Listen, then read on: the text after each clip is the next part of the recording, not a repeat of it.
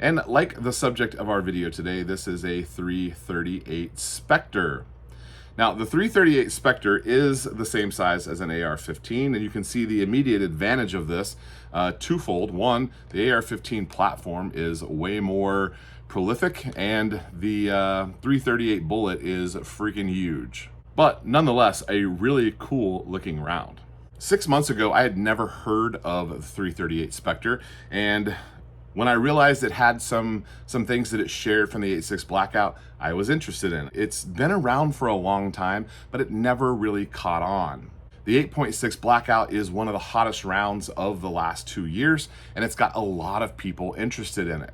I am still very much going to be focused as a channel and as a person on the 8.6 Blackout, but I do have other interests as well. We love building 5.56 guns, Grendels, 308, 6.5 Creedmoor, in addition to the 8.6 Blackout, and I feel like there is some room in my life for an AR-15 that shoots a 338 bullet with a suppressor. I already have a lot of the stuff that I need. I figured that I would reach out to a couple of our channel sponsors and see if they also were interested in seeing a 338 Spectre happen on the channel.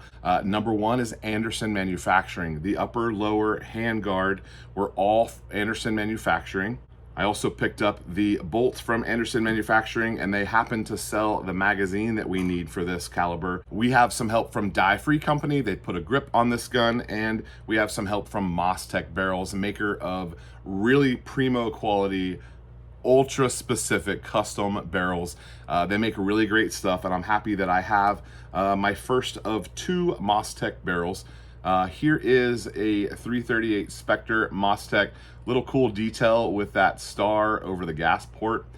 This is an 11-inch-ish barrel. It was custom length in order to fit the handguard that I was going to run. So we need to check that because we haven't even checked that yet. I think it's going to be fine. My Cerakote guy really hit a home run with this color. This is bright nickel. It's a Cerakote color. He didn't have it, and so he had to order a bottle N. I promised him I would get a few more things done in this color to make it worth his time. The details really pop through on this pretty unique design from Anderson Manufacturing. All those lightning cuts and just a little extra details, they just kind of take the color really well. I think it looks pretty cool.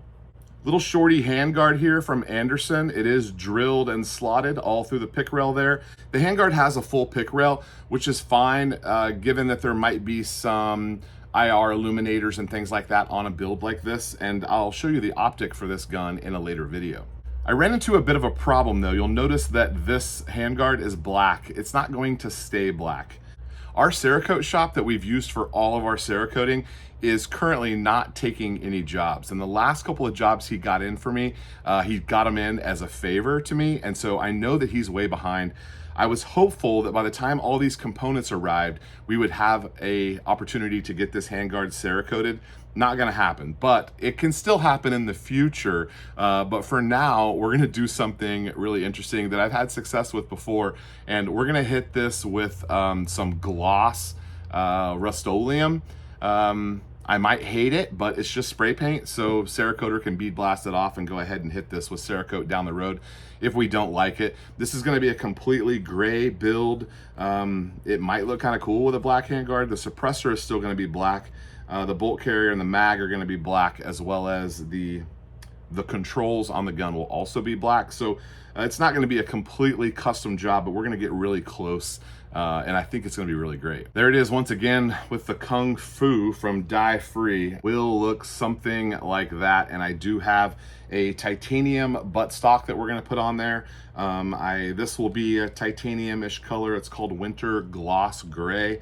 And the bolt carrier group, for now, we're gonna run this Anderson. Now, here's what you need in order to convert an AR-15 or build an AR-15 in 338 Spectre. You definitely need a barrel chambered in 338 Spectre. You can't shoot other calibers down other barrels. Just in general, apply that philosophy to everything that you're doing. If it's not chambered for that round, do not put that bullet in there and pull the trigger. That will save you some headache.